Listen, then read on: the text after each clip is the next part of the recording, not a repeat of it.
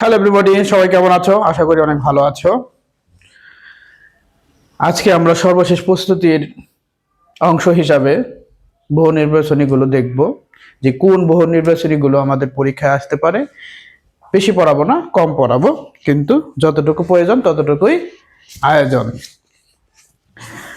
প্রথম অধ্যায় হচ্ছে আমাদের সংক্ষিপ্ত যে সিলেবাসটা আছে, সেখানে আছে সেট সেট তো সেট থেকে কি আসতে পারে? সেট থেকে আসতে পারে, ধরেন একটা সেট এ সমান এ বি, তাহলে এখানে সেটের উপাদান কয়টা আছে? এলিমেন্ট দুইটা। তো এখানে উপসেট কয়টি হবে? উপসেট ঠিক কয়টি হবে? তাহলে উপসেট নির্ণয়ের সূত্র কি? Two to the power n. তাহলে এখানে কয়টা আছে? দুইটা। তাহলে two to the power two square equal to চারটি। তাহলে উপসেট হবে চারটি। আর প্রকৃত উপসেটের সূত্র কি? Two to the power n minus one. তার মানে হচ্ছে বিষয়টা দাঁড়ালো কি? 4 - 1 সমান হচ্ছে 3টি।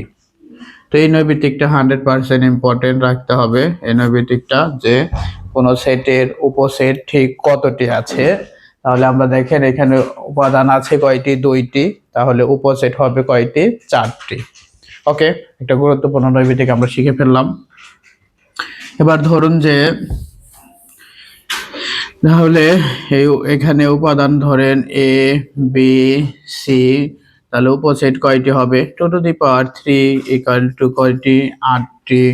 তাহলে প্রকৃত হবে কি? Two to the power n minus one, 8 - 1 সমান সমান হলো 60টি। এগুলো হচ্ছে গুরুত্বপূর্ণ নৈবিত্তিক।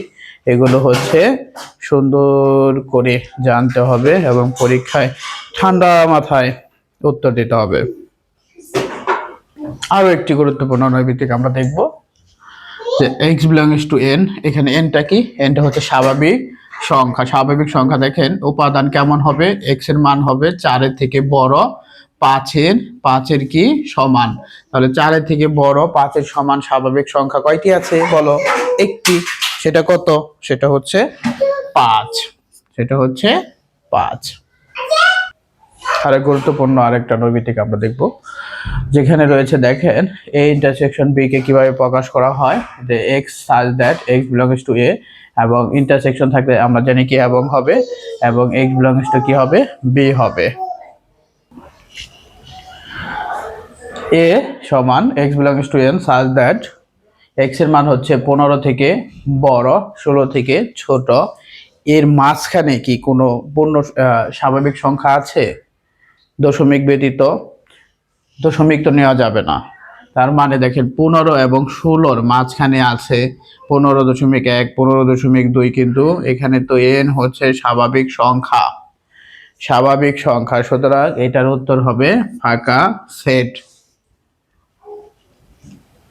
একইভাবে আমরা দেখতে পারি x belongs to n such that 9 থেকে বড়, 10 থেকে ছোট, 9 এবং 10-এর মাঝে কোনো স্বাভাবিক দশমিক ব্যতীত কোনো সংখ্যা নেই, সুতরাং এটা হবে ফাঁকা সেট।